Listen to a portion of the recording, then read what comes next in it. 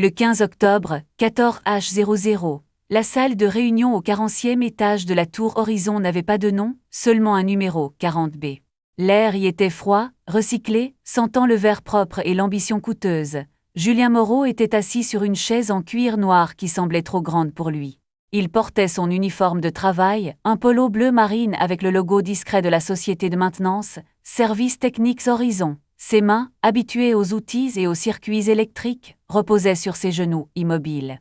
Il n'avait rien à faire ici. Son domaine, c'étaient les sous-sols, les gaines techniques, les plafonds suspendus, pas les sommets où les décisions tombaient comme des couperets silencieux.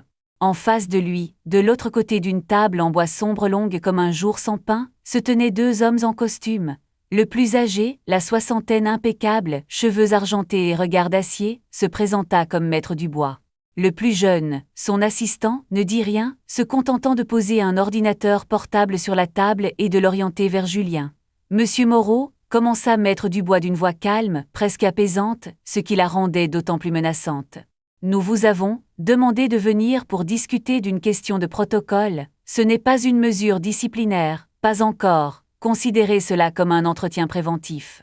Julien hocha la tête, la gorge sèche. Il n'avait aucune idée de ce dont il s'agissait. Avait-il mal rempli un rapport, oublié de signer une feuille d'intervention? Il repassa mentalement sa semaine. Tout semblait en ordre. Il était ponctuel, méticuleux. Il ne parlait à personne, faisait son travail et repartait. Le jeune avocat cliqua sur une touche. L'écran s'illumina, affichant une vidéo de caméra de surveillance. La qualité était parfaite, l'angle de vue plongeant. On y voyait l'entrée principale de la tour, une esplanade balayée par le vent de la Défense. La date et l'heure s'affichaient dans le coin, 15 octobre 07h58, il se reconnut immédiatement, sa silhouette un peu voûtée par la fatigue, se dirigeant vers la porte-tambour. Puis il s'arrêta. Sur la vidéo, on voyait une femme assise sur le rebord en béton d'un parterre de fleurs vides. Elle était emmitouflée dans un vieux manteau, un bonnet enfoncé sur la tête. Elle ne demandait rien, ne regardait personne, elle était juste là. Chaque matin, Julien sur l'écran s'approcha d'elle, il lui tendit un gobelet en carton et un petit sac en papier. Elle leva la tête, un bref instant, on ne distinguait pas son visage. Elle prit ce qu'il lui offrait, hocha la tête. Julien lui répondit par un autre hochement de tête et entra dans le bâtiment.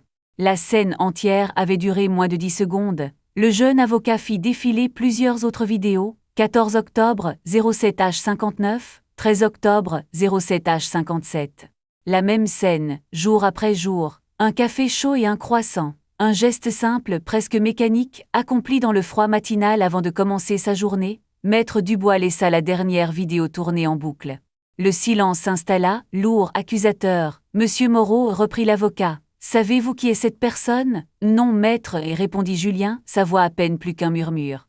Je sais juste qu'elle est là tous les matins. Elle a l'air d'avoir froid. Elle n'a jamais demandé d'argent, ne vous a jamais importuné? Jamais. Maître Dubois joignit les mains sur la table. Son regard était dénué de toute émotion.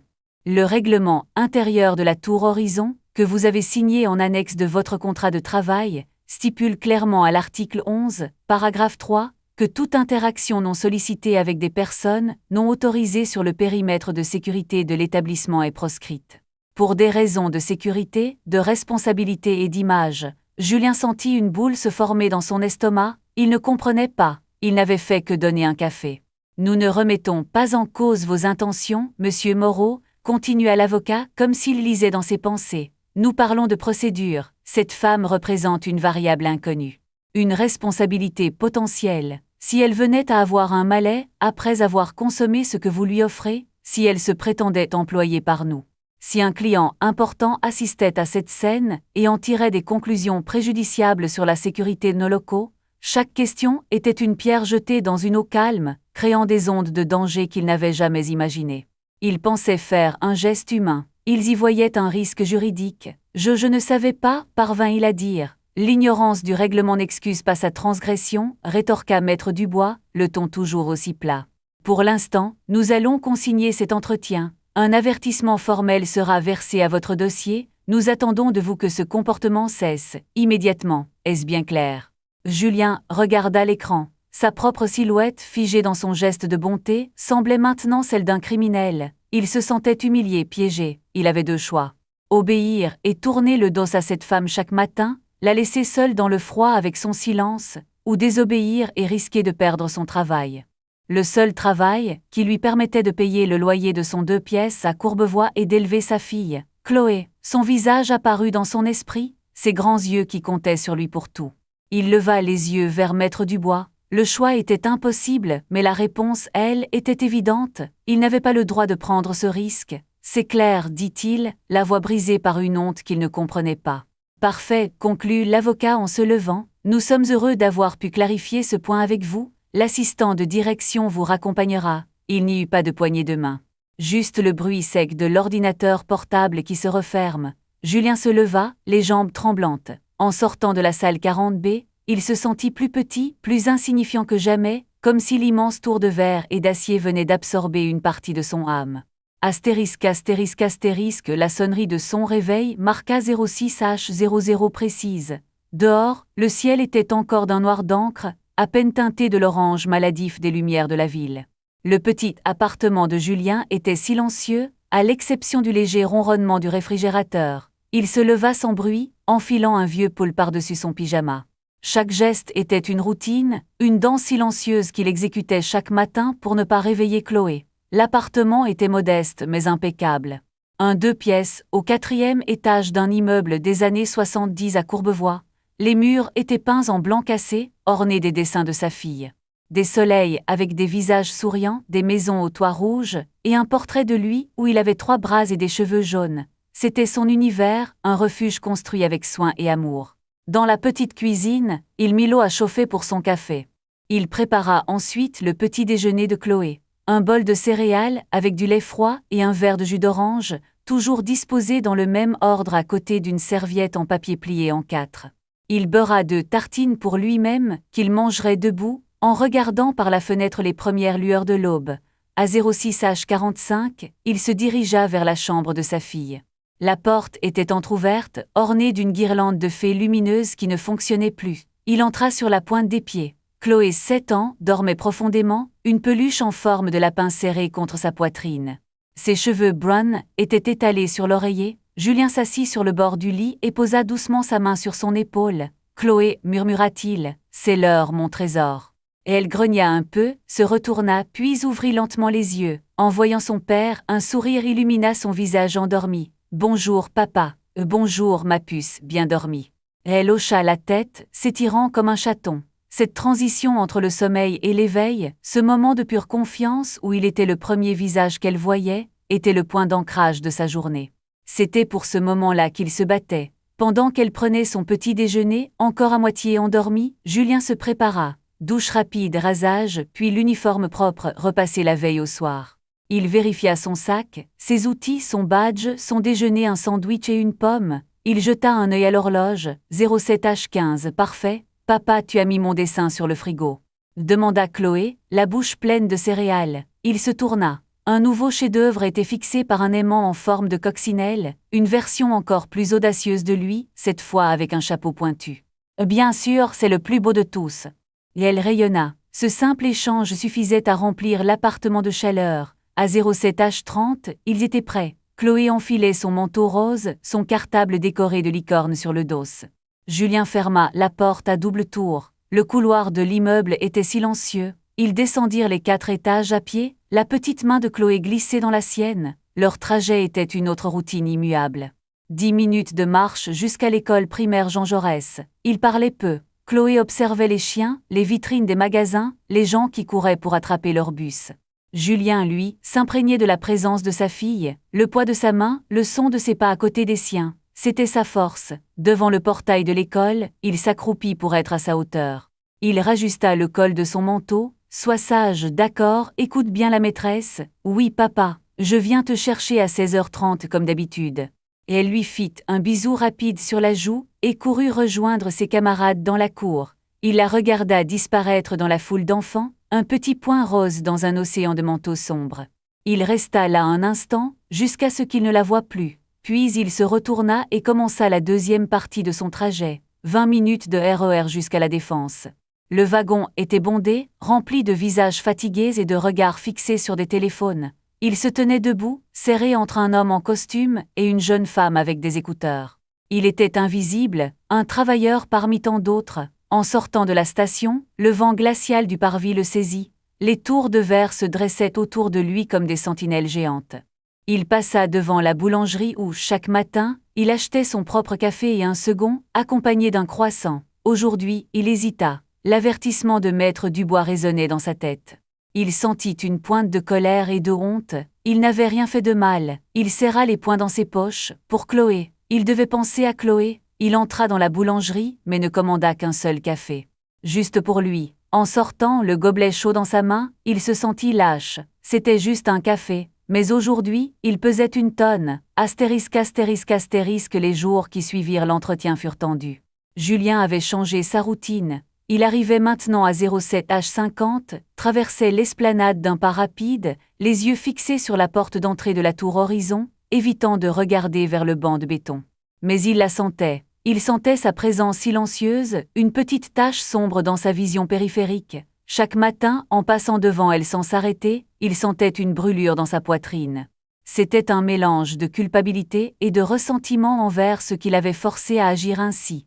Le premier jour, il avait cru qu'elle le regarderait, qu'elle montrerait de la déception ou de l'incompréhension. Mais elle ne le fit pas. Son visage resta baissé comme toujours, elle ne semblait même pas avoir remarqué le changement. Ou si elle l'avait fait, elle le gardait pour elle. Cette absence de réaction le troublait encore plus. C'était comme s'il avait rompu une promesse silencieuse que lui seul avait faite. Au travail, l'atmosphère avait changé, de manière subtile, presque imperceptible. Son superviseur direct, M. Lambert, un homme d'une cinquantaine d'années qui d'habitude était plutôt cordial, devint plus distant.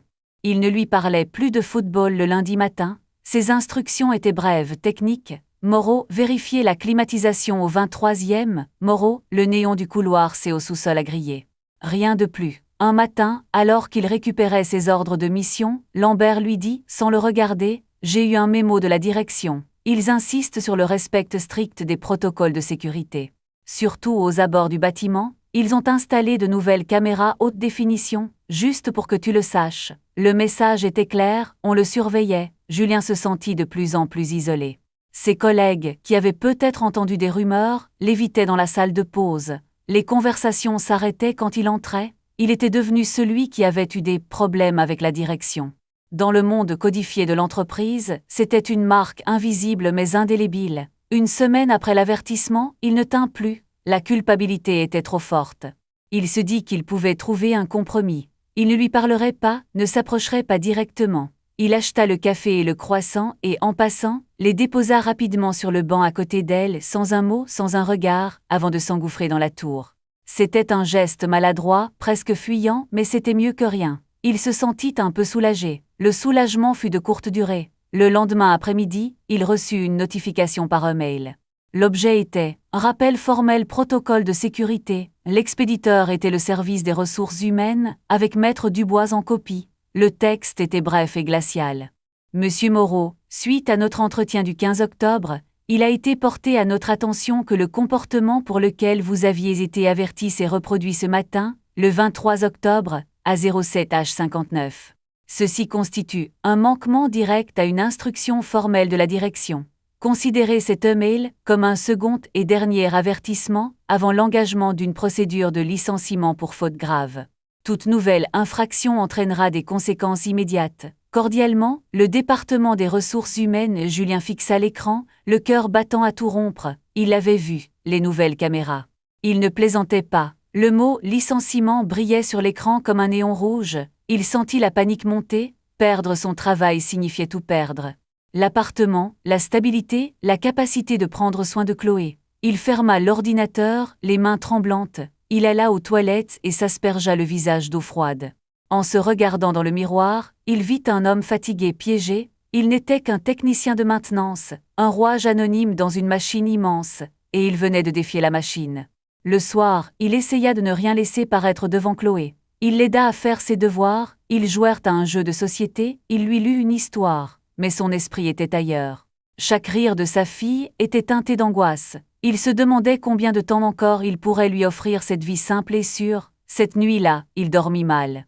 Il rêva de couloirs sans fin, de caméras qui le suivaient, et du visage de Maître Dubois qui lui répétait en boucle « C'est la procédure, Le lendemain matin, en passant devant la femme assise sur le banc, il ne tourna même pas la tête. Il marcha droit, le regard vide, le cœur lourd comme une pierre. Il se sentait brisé, il avait obéi, il avait cédé, et il se détestait pour ça. Astérisque, astérisque, astérisque, le coup de grâce arriva un vendredi après-midi. Une enveloppe à en tête de la société l'attendait dans son casier. Ce n'était pas une lettre normale, elle était rigide, officielle. Julien la prit avec une main moite. Il savait ce que c'était avant même de l'ouvrir. Il attendit d'être seul dans le vestiaire pour la décacheter. Le papier était épais de qualité, les mots, imprimés dans une police sobre et impersonnelle, étaient d'une violence inouïe. Convocation à un entretien préalable à une éventuelle mesure de licenciement. La lettre citait une date et une heure, le vendredi suivant à 10h00, salle 40B, la même salle. Le motif invoqué était vague et technique, manquements répétés aux obligations contractuelles et au règlement intérieur de l'entreprise. Ils n'avaient même pas besoin de préciser, ils avaient gagné. Julien relut la lettre 3 fois, espérant y trouver une erreur, une échappatoire, mais il n'y en avait aucune. C'était la procédure, froide, implacable, irréversible. Ils n'avaient trouvé aucune nouvelle infraction, mais ils avaient décidé qu'il était un problème, et ils allaient l'éliminer. L'avertissement formel suffisait. Ils construisaient un dossier contre lui. Il plia la lettre et la glissa dans la poche de son pantalon. Il se sentit vidé de toute énergie. La bataille était perdue. Il n'avait ni les moyens ni la force de se battre contre une armée d'avocats. Il allait être licencié. Ce soir-là, la routine avec Chloé lui parut insupportable. Chaque geste préparer le dîner, vérifier son cartable, lui brosser les cheveux était teinté d'un sentiment d'échec. Il avait l'impression d'être un imposteur, un père qui prétendait que tout allait bien alors que le sol s'effondrait sous ses pieds. Chloé sentit sa détresse. Elle était plus calme que d'habitude, le regardant avec ses grands yeux interrogateurs. « Ça va pas, papa ?» demanda-t-elle pendant le dîner. Julien força un sourire. « Si, mon trésor, juste un peu fatigué. » Grosse journée au travail. Elle n'eut pas l'air convaincue, mais elle n'insista pas. Plus tard, alors qu'il l'abordait dans son lit, elle se redressa et lui tendit une feuille de papier. C'était un dessin qu'elle avait fait à l'école. Il le prit et le regarda. Sur le papier, il y avait 2 personnages dessinés avec des feutres de couleurs vives. Un grand bonhomme, avec un polo bleu et un grand sourire, tendait un gobelet fumant à une petite dame assise par terre. La dame avait un bonnet violet et elle souriait aussi. Au-dessus d'eux, un énorme soleil jaune avec des lunettes de soleil semblait applaudir la scène. Julien sentit sa gorge se nouer. Il reconnut immédiatement la scène. C'était lui et la femme de l'esplanade. « C'est toi, papa » dit Chloé d'une petite voix fière en pointant le grand bonhomme. « Et c'est la dame qui a froid le matin, tu lui donnes du café pour la réchauffer. » Julien était abasourdi. « Comment tu sais ça ? Je vous vois des fois quand on va à l'école. Tu es gentil, papa. » Les larmes lui montèrent aux yeux. Il essaya de les retenir, mais une coula sur sa joue. Il avait essayé de cacher ce petit rituel, de le garder pour lui. Mais sa fille l'avait vu. Et dans son monde simple et pur, ce n'était pas une infraction au règlement, c'était un acte de gentillesse. C'était la définition même de son père. Il serra le dessin contre sa poitrine. Il se sentait à la fois dévasté et étrangement apaisé. Il allait perdre son travail. Il allait affronter des semaines, peut-être des mois de difficultés. Mais en cet instant, en regardant le dessin de sa fille, il comprit quelque chose d'essentiel. Le combat n'était pas contre Maître Dubois ou la direction de la Tour Horizon. Le vrai combat, c'était de rester l'homme que sa fille avait dessiné sur cette feuille de papier. L'homme qui, même face à la peur, choisissait d'être gentil. Il embrassa Chloé sur le front. « Dors bien, mon trésor. Tu aimes mon dessin ?» Il la regarda dans les yeux, les siens encore humides. « C'est le plus beau dessin du monde. » Cette nuit-là, il ne dormit toujours pas, mais ce n'était plus à cause de l'angoisse. C'était à cause d'une décision qui prenait forme en lui, claire et solide comme le roc. Il ne savait pas comment il allait s'en sortir, mais il savait ce qu'il devait faire. Il n'irait pas à cet entretien en victime, il y irait en tant que père de Chloé. Astérisque, astérisque, astérisque, la semaine qui précéda l'entretien fut étrange. Julien continua son travail avec le même professionnalisme, la même méticulosité. Il répara des fuites, changea des ampoules, vérifia des disjoncteurs, mais quelque chose en lui avait changé. La peur avait été remplacée par une sorte de calme résigné. Il avait accepté l'issue la plus probable, son licenciement, et cette acceptation l'avait libéré. Il ne se battait plus pour son emploi. Il se préparait à défendre sa dignité. Il passa ses soirées non pas à chercher un avocat ou à préparer une défense, mais à mettre de l'ordre dans sa vie.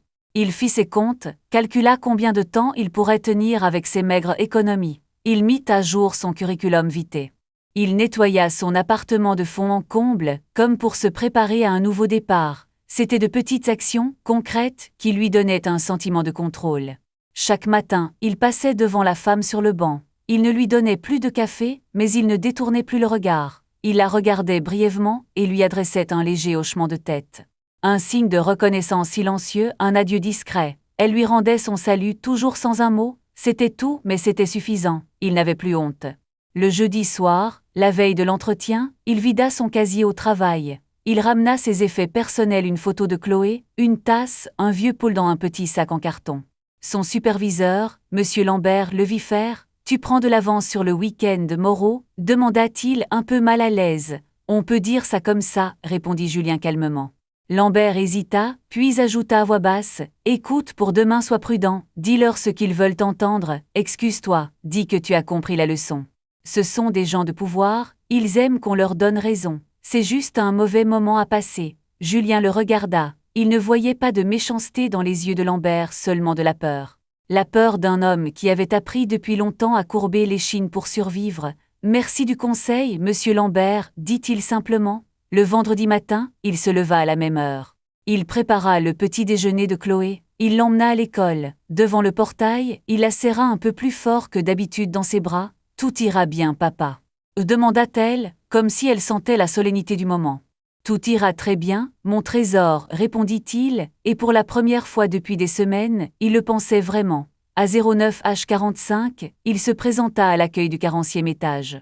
Il portait son uniforme de travail, propre et repassé. Il ne voulait pas se déguiser en quelqu'un d'autre. Il était Julien Moreau, technicien de maintenance. C'est en tant que tel qu'il serait jugé. L'assistante le fit entrer dans la salle 40B. La scène était la même, mais les acteurs étaient plus nombreux. Maître Dubois était là, toujours aussi impérial. Son jeune assistant était à ses côtés, l'ordinateur portable ouvert. Il y avait aussi la directrice des ressources humaines, une femme au visage sévère, et M. Lambert, qui évitait son regard.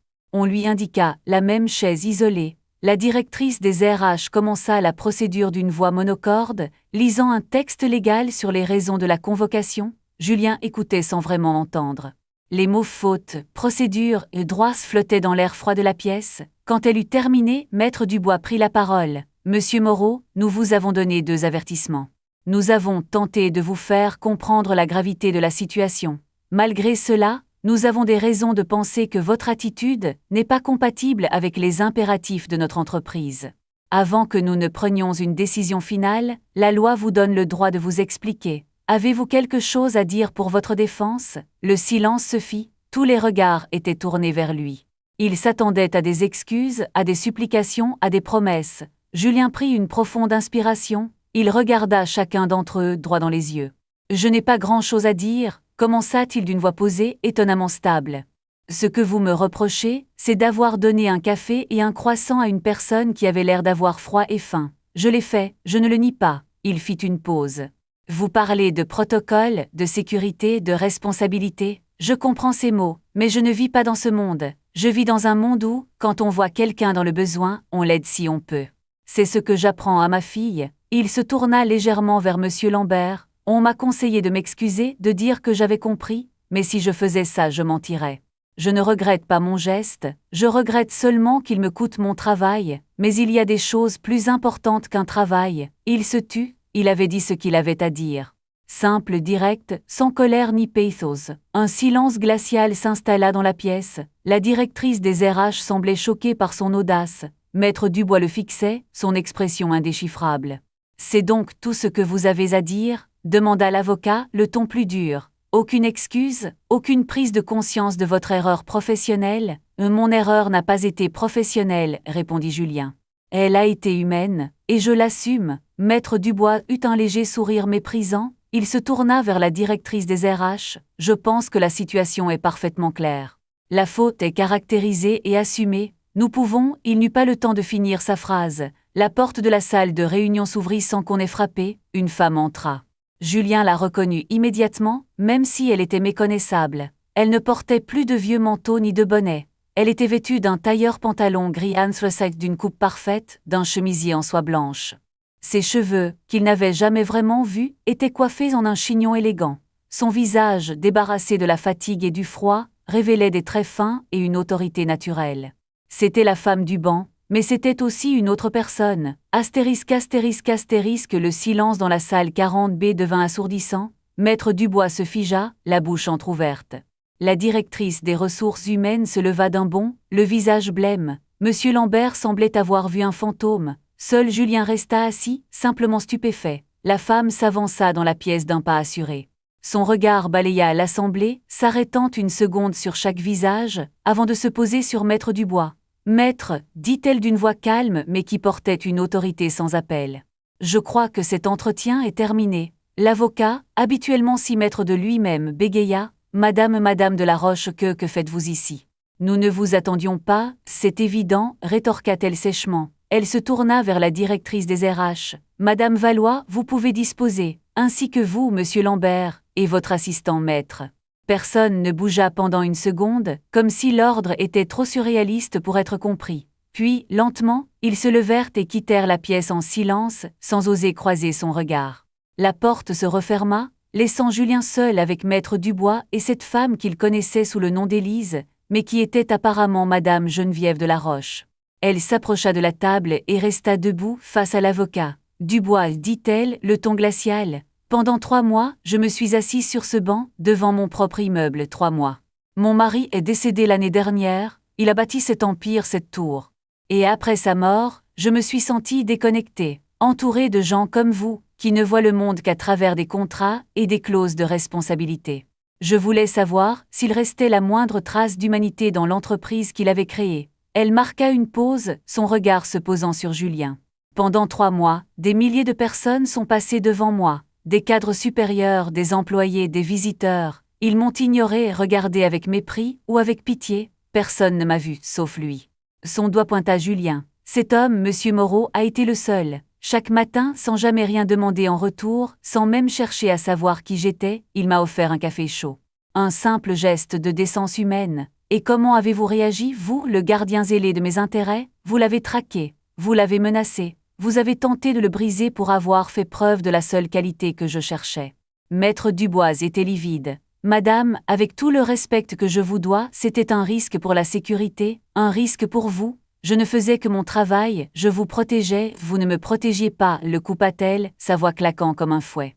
Vous protégiez un système froid, déshumanisé, que je ne veux plus. Vous avez utilisé les ressources de mon entreprise pour persécuter un homme bon.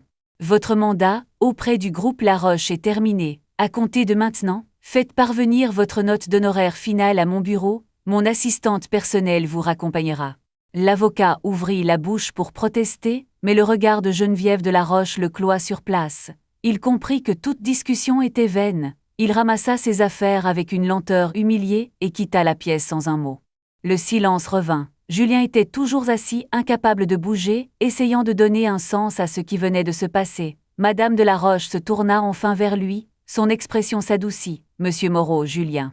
Je vous dois des excuses, je n'avais pas prévu que mon expérience irait aussi loin, je n'imaginais pas que l'on vous ferait subir cela. » Julien secoua la tête, trouvant enfin sa voix. « Madame, je ne comprends pas, et il n'y a rien de compliqué à comprendre, » dit-elle avec un léger sourire. « Vous avez réussi un test dont vous ne connaissiez même pas l'existence. Vous avez montré plus de caractère et d'intégrité que toute mon équipe de direction réunie. » Elle s'assit sur la chaise qu'occupait Maître Dubois. « Cet entretien de licenciement est bien entendu annulé. Votre dossier sera purgé de tout avertissement. En fait, j'aimerais vous offrir une promotion, un poste de responsable des services généraux, vous relèveriez directement de moi. Le salaire serait considérablement plus élevé. » Julien la regarda. Il vit la sincérité dans ses yeux, il vit une offre qui pourrait changer sa vie et celle de Chloé pour toujours. Plus de soucis financiers, un meilleur appartement, un avenir assuré. Il pensa à Chloé, à son dessein. Il pensa à lui-même, dans un bureau au 40e étage, donnant des ordres, participant à des réunions.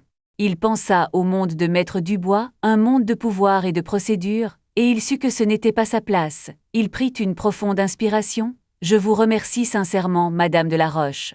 C'est une offre très généreuse, mais je dois la refuser. » Elle parut surprise. « Refuser, pourquoi ? Parce que je suis un technicien de maintenance, répondit-il simplement. J'aime mon travail. J'aime réparer les choses qui sont cassées, c'est ce que je sais faire, je ne suis pas fait pour les bureaux et les réunions, je vous demande juste de me laisser garder mon poste, c'est tout ce que je veux. Geneviève Delaroche le dévisagea longuement, un lent sourire se dessina sur ses lèvres, c'était un sourire de respect profond, de compréhension, elle avait cherché un homme bon. Elle avait trouvé quelque chose de plus rare encore, un homme qui se connaissait lui-même. Très bien, monsieur Moreau, dit-elle en se levant, comme vous voudrez, vous garderez votre poste. Mais attendez-vous à quelque changement dans la manière dont cette tour est gérée. Elle se dirigea vers la porte, puis s'arrêta et se retourna. Au fait, votre café était excellent. Puis elle sortit, le laissant seul dans l'immense salle de réunion, le silence pour seule compagnie. Il était toujours Julien Moreau, technicien de maintenance, mais tout avait changé. Astérisque, astérisque, astérisque, les semaines qui suivirent furent une lente et étrange transition vers une nouvelle normalité. La nouvelle du départ de Maître Dubois et de la réorganisation du service juridique se répandit comme une traînée de poudre dans la tour. Des rumeurs circulaient sur l'incident, mais personne ne connaissait la vérité, sauf les quelques personnes présentes dans la salle 40B. Pour Julien, le changement le plus immédiat fut l'attitude de ses collègues. La méfiance avait été remplacée par un mélange de curiosité et de respect craintif. Il était devenu une sorte de légende mystérieuse, l'homme qui avait fait face à la direction et qui était toujours là. Monsieur Lambert, en particulier, était d'une politesse exquise. Il lui confiait les missions les plus simples, comme s'il avait peur de le déranger. Leur relation était devenue professionnelle, mais dénuée de toute chaleur. Un fossé s'était creusé entre eux, celui qui sépare un homme qui a obéi d'un homme qui a dit non. Julien n'en tira aucune fierté. Il se contenta de faire son travail, comme avant. Il trouvait une sorte de réconfort dans la familiarité de ses tâches, le bruit d'un tournevis, l'odeur de l'huile de machine, la satisfaction de voir une lumière se rallumer. C'était son monde, un monde de choses concrètes et de solutions claires. Il ne revit plus Madame Delaroche. Parfois, en levant les yeux vers les étages supérieurs de la tour, il se demandait ce qu'elle faisait, si elle se souvenait de lui. Il n'attendait rien d'elle, l'incident était clos. Il avait conservé son travail, sa dignité et surtout, la capacité de continuer à offrir une vie stable à Chloé. C'était sa seule victoire, et elle lui suffisait. Le coût de sa décision n'était pas visible, mais il était réel. Il avait entrevu un autre avenir, une vie sans soucis financiers, et y avait renoncé. Parfois, tard le soir, quand il regardait ses factures, le doute s'insinuait. Avait-il fait le bon choix? N'avait-il pas été stupide de refuser une telle opportunité pour une question de principe? Mais ensuite, il regardait Chloé dormir paisiblement dans sa chambre, entourée de ses dessins, et le doute s'évanouissait. Il avait choisi de rester lui-même, l'homme que sa fille admirait. Ce choix n'avait pas de prix. Un matin, environ un mois après l'entretien, il remarqua quelque chose de nouveau en arrivant sur l'esplanade. Le banc de béton où la femme s'asseyait avait disparu. À sa place, des ouvriers étaient en train d'aménager un petit jardin. Ils plantaient des arbustes, des fleurs vivaces et installaient un banc en bois simple et élégant.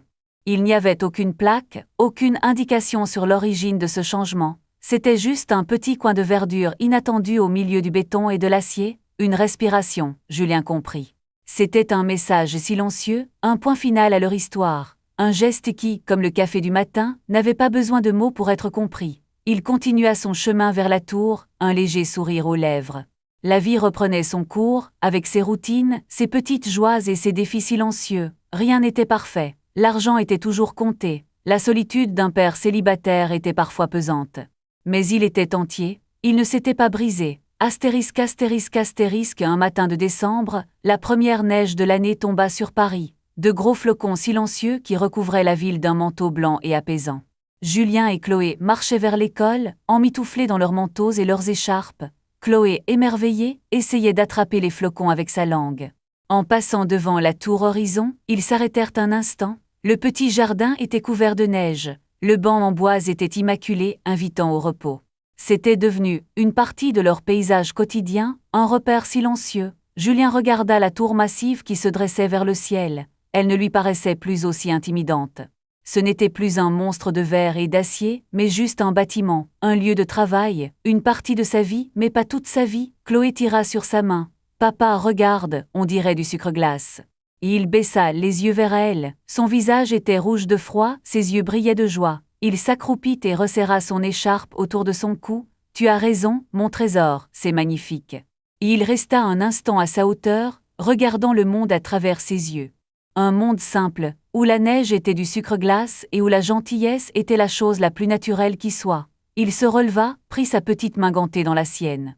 La chaleur de sa confiance se propagea jusqu'à son cœur. Ils reprirent leur chemin, laissant derrière eux des empreintes fraîches dans la neige. Deux silhouettes, un père et sa fille, s'éloignant côte à côte, leur souffle formant de petits nuages blancs dans l'air glacial. Ils marchaient vers l'école, vers la journée qui commençait ensemble. L'image était simple, ordinaire, et c'était tout ce qui comptait.